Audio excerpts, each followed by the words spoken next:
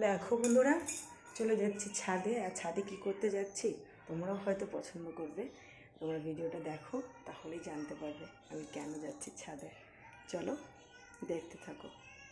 তো ছাদের দরজা খুলে দিলাম, এবার নিয়ে নেব এই যে বস্তার মধ্যে।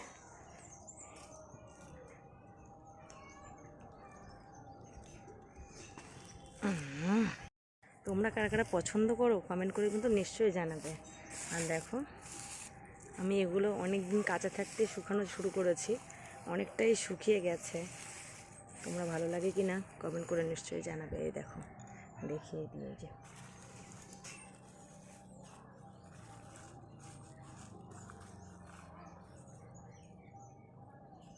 চলো।